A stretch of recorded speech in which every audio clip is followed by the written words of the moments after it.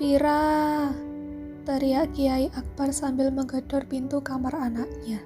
Sabar Abi, Vira bergegas kembali ke kamar mandi. Dibiarkannya Reo yang menangis keras. Vira cepat-cepat mengenakan pakaian dan jilbabnya. Vira, kamu tak apa-apa nak? Tanya Umi Fatimah. Sebentar, Vira separuh berlari menuju pintu. Dibukanya lalu dia meraih Reo ke gendongannya. Cup, anak baik jangan nangis ya. Kiai Akbar, Umi Fatimah, dan Ustadz Ahmad kakaknya Safira masuk dan mendekati Reza. Kenapa lama sekali buka pintunya, Vira? Vira, kamu kenapa? Tanya Kiai Akbar lebih tegas. Vira pakai baju dulu, Abi. Ucap Vira takut-takut. Sejak kecil Safira dibesarkan di lingkungan pesantren, jadi dia tak pernah berbohong. Astagfirullahaladzim, jadi lelaki itu melihat auratmu, nak. Iya, Umi, Vira tadi mendengar suara tembakan. Karena takut, Vira cepat-cepat keluar dari kamar mandi. Ternyata lelaki itu sudah ada di dalam kamar Vira. Masalah itu kita selesaikan nanti. Yang penting siapa orang ini? Apa perampok? Tanya Ustadz Ahmad. Katanya dia bukan perampok. Namanya, Safira mencoba mengingat. Reza Davin. Kiai Akbar melihat darah yang semakin banyak mengendang di lantai, lalu memeriksanya. Dia kena tembak, kita harus telepon dokter. Tapi bagaimana jika dia perampok, Abi? Nanti kita dituduh sebagai pelindung perampok. Mungkin yang tadi mengejarnya itu polisi, ucap Umi Fatimah. Jika yang mengejarnya tadi polisi, pasti mereka tak akan kabur dan mengejar hingga ke sini. Benar juga ya, ucap Ustadz Ahmad. Beberapa ustadz izin untuk bertemu Kiai Akbar. Kami tadi mengejar mereka hingga depan, tapi mereka berhasil kabur. Kami hanya menemukan motor gede yang terbalik di pinggir jalan. Mungkin saja milik orang yang tertembak itu, ucap salah satu ustadz. Mana motornya sekarang? Tanya Ustadz Akbar. Saya parkirkan di depan rumah Pak Kiai. Nah, ini kuncinya. Safira terus menggendong Reo yang terus menangis. Lapar ya? Ucap Vira sambil mengusap air mata Reo. Umi, tolong gendong sebentar. Siapa tahu bapaknya bawa cadangan susu. Umi Fatimah meraih Reo. Sedangkan Safira mendekati Ustadz Ahmad yang sedang mengangkat Reza ke tempat tidur Safira. Ustadz Ahmad memeriksa semua kantung Reza untuk mencari handphone. Nah, ada susu, ucap Ustadz Ahmad setelah memeriksa saku celana. Vira langsung meraih botol susu itu. Masih terasa hangat karena baru saja Reza buat sebelum pulang dari kafe tadi. Alhamdulillah ada handphonenya, ucap Ustadz Ahmad. Ustadz Ahmad mencoba membuka handphone Reza. Pakai kode. Coba cari, mungkin dia pakai sidik jari juga. Jadi bisa dibuka tanpa kode, ucap Ustadz yang lain. Akhirnya handphone Reza bisa dibuka dengan menempelkan jari telunjuk Reza. Ustadz Ahmad mencari pesan terakhir. Ada grup WA geng Teletubbies. Geng Teletubbies, gumam Ustadz Ahmad. Bukankah itu geng yang tenar di kota? Ucap Ustadz lainnya. Iya, kalau tak salah Ustadz Juna anak Kiai Hasan yang baru saja meninggal itu anggotanya. Ucap Ustadz Ahmad yang merupakan teman Ustadz Fikri saat dia kuliah di Kairo. Ustadz Ahmad mencari nomor yang akan dihubunginya. Nah, ini nomor Dr. Rifat Irham. Sekalian nanti dia bisa menolong si Reza ini. Ucap Ustadz Ahmad lalu menghubungi nomor Rifat. Abang Madun, apa sayang? Abang Madun, iya sayang.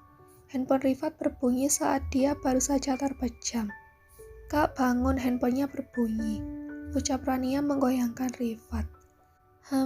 Gumam Rifat meraba nakas dengan mata masih terpejam. Ya, assalamualaikum. Waalaikumsalam, maaf ini dokter Rifat ya? Ya benar. Apa ada pasien darurat? Langsung bawa saja ke rumah sakit, di sana banyak dokter jaga di UGD. Kami ingin memastikan dulu apa Reza Davin ini teman Anda. Dia pingsan dan mengalami luka tembak. Apa? Di mana dia sekarang? Ucap Rifat sambil membuka mata karena syok. Di pondok pesantren Hidayat, di desa Harumewangi. Kenapa dia bisa ada jauh di sana? Sepertinya dia dikejar penjahat dan tersasar ke sini. Bagaimana keadaannya? Jika memungkinkan, antarkan dia ke rumah sakit Cinta Sehat. Ustadz Ahmad mengecek denyut nadi Reza. Denyut nadinya telah lemah.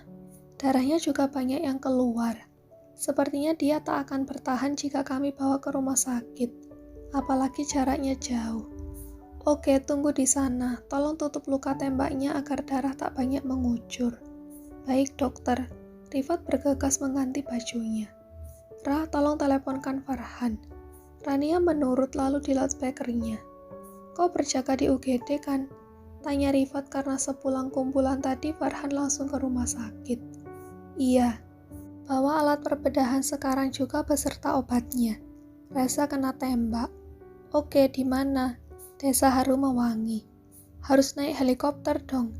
Ya, jemput aku. Bawa juga infusan dan darah untuk Reza.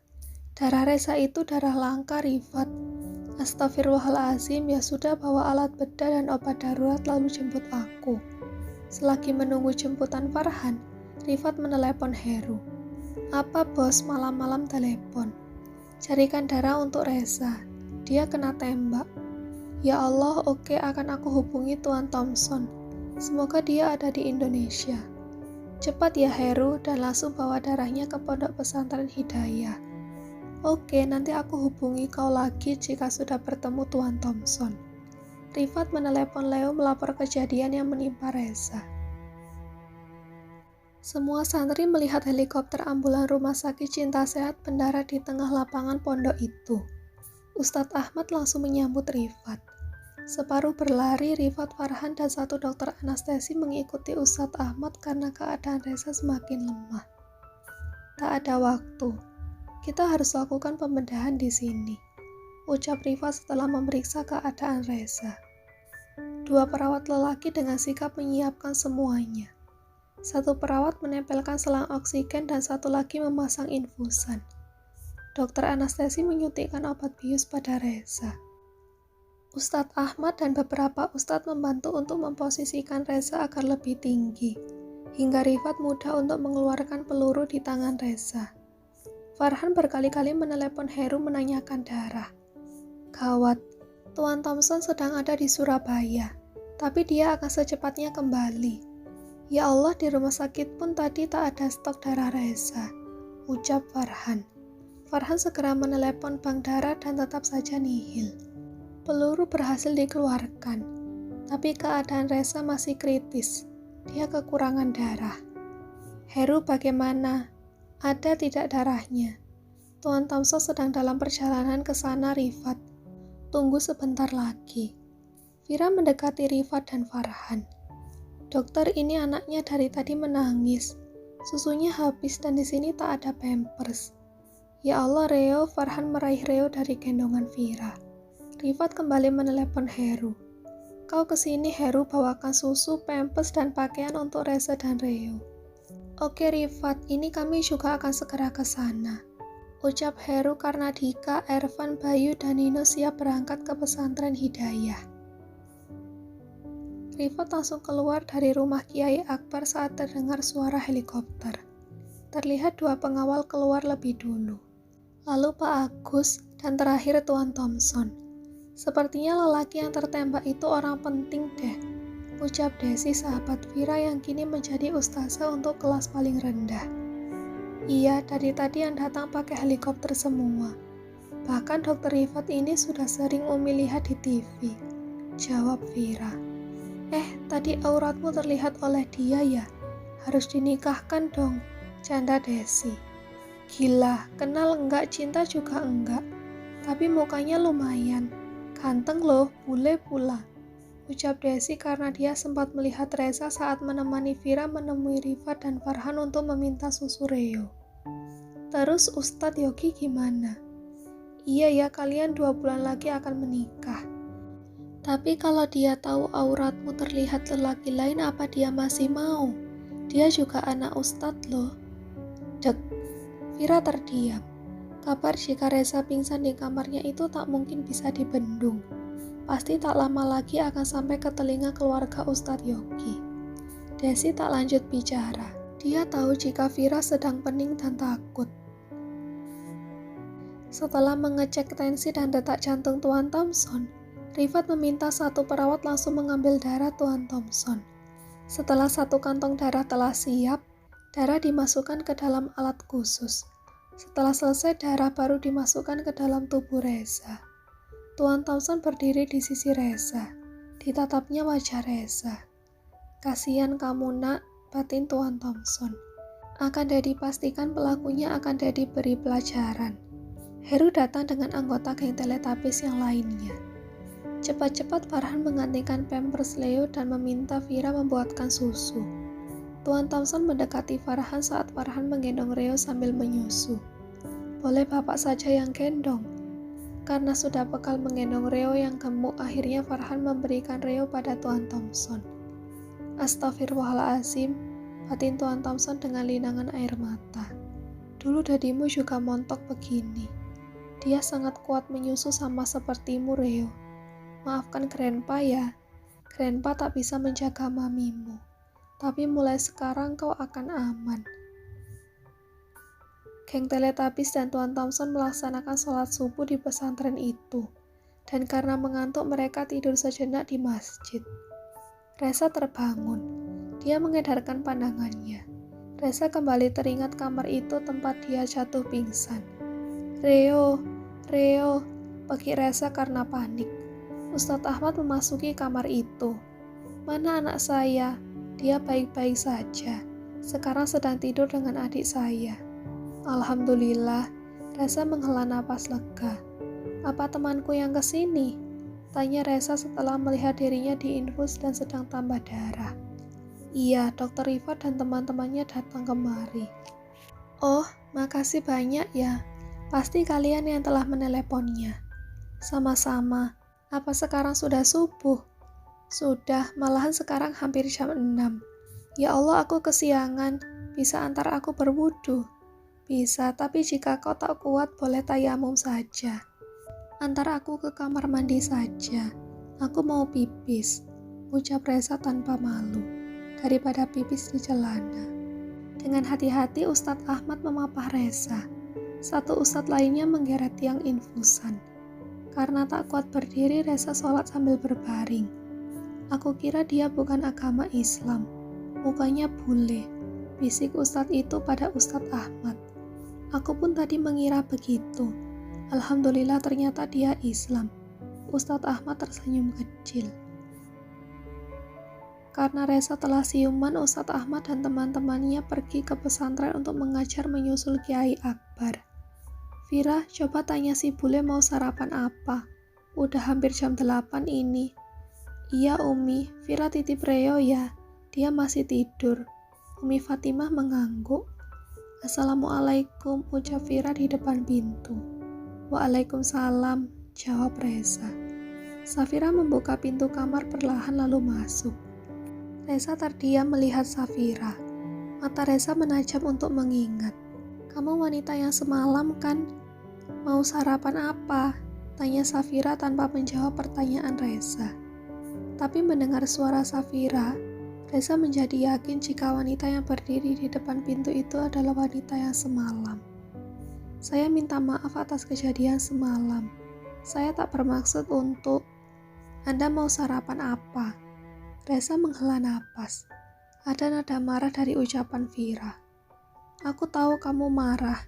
Jika ada yang bisa aku lakukan untuk menebus Anda mau sarapan apa?"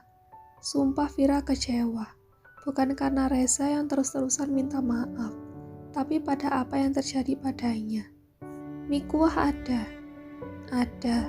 Safira berbalik hendak keluar. "Pakai telur 2, ucap Reza.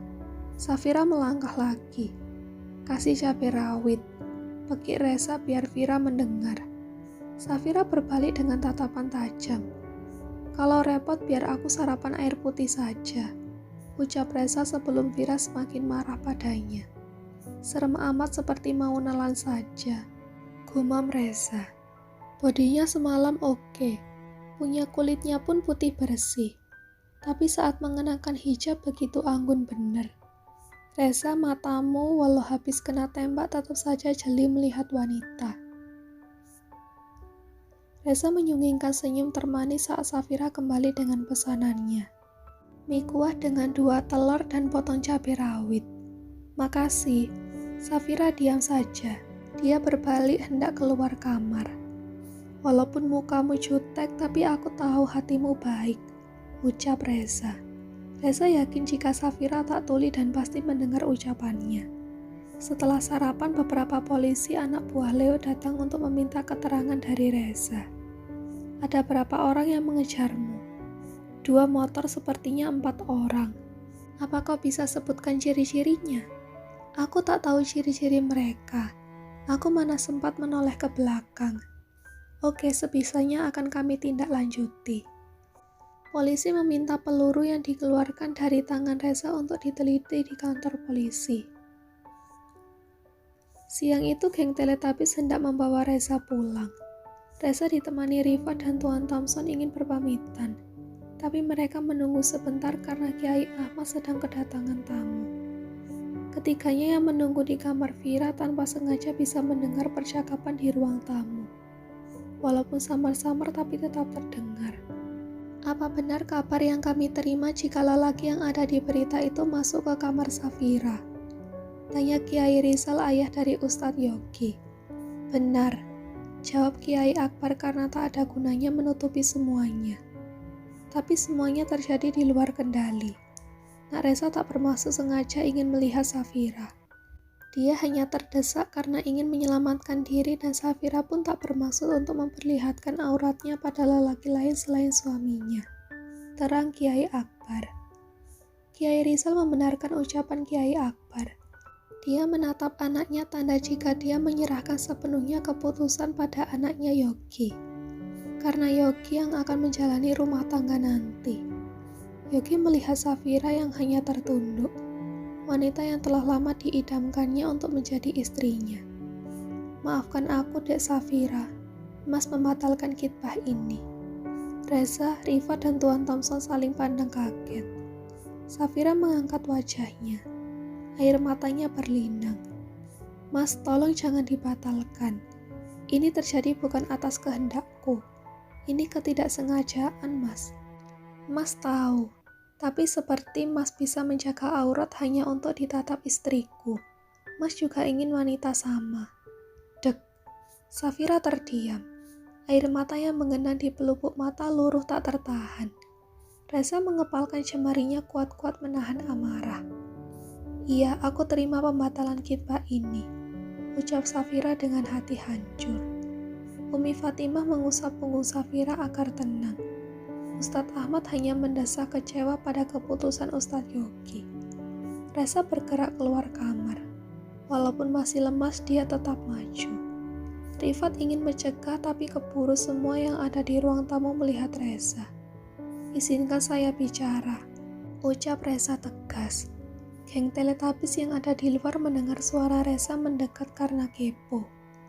Walaupun tak tahu apa yang akan dikatakan oleh Reza pada keluarga itu, Riva tetap memapah Reza hingga duduk di satu kursi kosong, tepat di depan Kiai Akbar. Alhamdulillah lelaki seperti dia membatalkan khitbah ini. Lelaki munafik tak pantas jadi suami wanita sebaik Safira. Kau berani sekali bicara begitu, ucap Ustadz Yogi. Wajar jika aku menginginkan wanita yang belum ditatap oleh lelaki lain. Wajar, tapi matamu juga tak sepenuhnya bersih, brother. Kau pasti sering lihat wanita di TV tanpa jilbab. Wanita di papan iklan di pinggir jalan raya.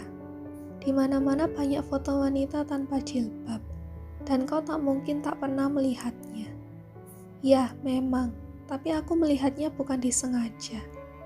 Nah, itu tahu. Reza menunjuk muka Ustadz Yogi. Sama dengan yang terjadi kepada kami berdua. Tetap saja aku tak mau melanjutkan khitbah ini. Alhamdulillah, jadi sekarang Safira wanita yang bebas kan? Reza membenarkan posisi duduknya. Perasaan Riva sudah merasa tak enak. Perkenalkan, saya Reza Davin, anak yatim piatu yang dibesarkan oleh keluarga Abelano. Walaupun wajahku ini ganteng, tapi aku juga pernah menjadi ustadz dan aku lulusan kuliah bisnis di Oxford. Rifat menelan ludah mendengar ucapan Reza. Tuan Thompson hanya tersenyum. Heru, Farhan, Dika, Ervan, Bayu, dan Nino menutup mulut. Takut tawa mereka pecah. Reza menyebutkan saat dia menjadi ustadz gadungan untuk Gaisan. Dan saya juga anak angkat dari kiai ternama yang sering ceramah di televisi. Kiai Hasan Al-Bukhari, Kiai Akbar, Kiai Rizal, Ustadz Yogi, Ustadz Ahmad, serta Safira menatap Reza sambil mangap. Sungguh mereka terkejut. Reza anak angkat dari Kiai Hasan yang sangat dikagumi ilmunya. Maka dari itu, saya Reza Davin ingin menghitbah Safira. Semuanya terdiam, hanya Reza yang tersenyum.